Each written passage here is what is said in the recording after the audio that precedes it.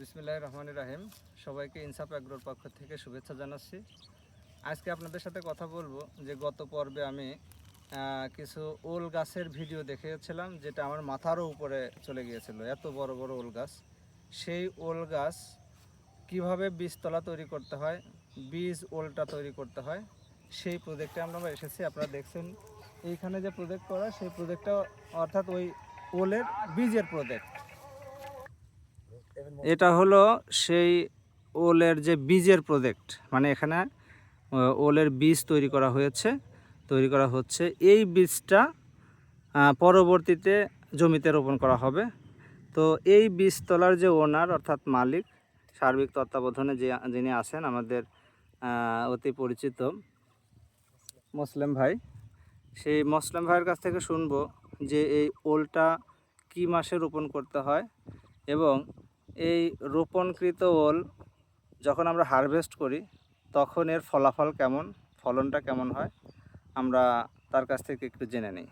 তো দর্শক, এখন তাহলে আমরা আমাদের মুসলিম ভাইয়ের কাছ থেকে শুনবো যে এই প্রজেক্টে উনি কীভাবে করেছেন, কিভাবে করতে হয়। তো মুসলিম ভাই কেমন আছেন? আলহামদুলিল্লাহ ভালো আছি। আপনি ভালো আছেন? হ্যাঁ আছি আলহামদুলিল্লাহ। এই যে আপনি ওলের বীজের প্রজেক্ট করছেন, হ্যাঁ, এই বীজ হওয়ার পরে আসলে ওলটা কয় মাসের প্রজেক্ট? এটা 5 থেকে 5.5 মাসের ভিতর হারভেস্ট করা যায়। 5 থেকে 5.5 মাসের মধ্যে হারভেস্ট করা যায়। তো এর যে লাগানোর পদ্ধতি বা পরিচর্যা সম্পর্কে একটু যদি বলতেন। এটা আসলে চৈত্র মাসের প্রথম থেকে লাস্ট পর্যন্ত লাগানো হয়, আর এটা বিভিন্ন জাতের ওল লাগানো হয়। বীজ করার জন্য ছোট ছোট ওলগুলো লাগানো হয়, আর হারভেস্ট বা বিক্রয়ের জন্য বড়গুলো লাগানো হয়।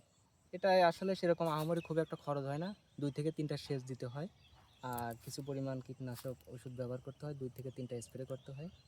তাছাড়া সেরকম কোনো খরচ হয় না। এটা মোটামুটি একটি লাভজনক প্রজেক্ট।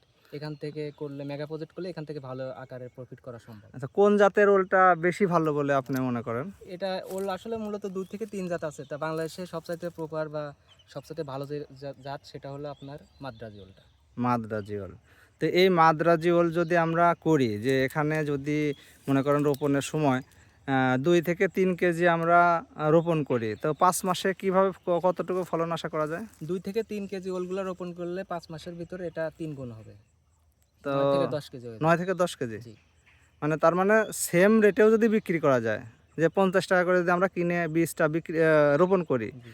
50 টাকা করে বিক্রি করলে পরেও তো 3 গুণ, 3 অর্থাৎ গুণ প্রফিট থাকে। যদি 1 বিঘাতে আমার 3 লক্ষ টাকা খরচ হয়, 9 থেকে 10 লাখ টাকা ওখান থেকে আসবে। 9 থেকে 10 লাখ টাকা। ও বাবা, এটা তো অনেক বড় একটা এটা লাভজনক একটা প্রজেক্ট। প্রফিটেবল প্রজেক্ট আর কি। আর এর পরিচর্যা কেমন?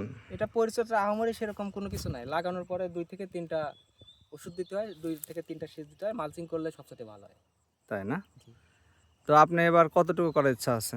এটা আসলে একটা মেগা প্রজেক্ট। এটা আমার চাচাতো ভাই এবং আমার শেয়ারের প্রজেক্ট। এখানে জি। 100 শতকের একটা প্রজেক্ট, আর আমার পার্সোনালি আছে 1 বিঘা একটি। তার মানে প্রায় 150 শতকের আপনাদের একটা প্রজেক্ট। তো সবাইকে ধন্যবাদ জানাচ্ছি আমাদের এই চ্যানেলে একটু দেখার জন্য, এবং স্পেশালি ধন্যবাদ জানাচ্ছি আমাদের মুসলিম ভাইকে, তার এত সুন্দর একটা প্রজেক্ট, এবং আমি মনে করি লাভজনক প্রজেক্ট। তো দর্শক, যারা আপনারা এখন নতুন উদ্যোক্তা আছেন, কৃষি নিয়ে ভাবনা চিন্তা করছেন, লাভজনক ফসলের চিন্তা করছেন, তারা আপনারা এই ওলের প্রজেক্টটা করতে পারেন। তো সবাই আমাদের জন্য দোয়া করবেন, ভালো থাকবেন। আসসালামু আলাইকুম।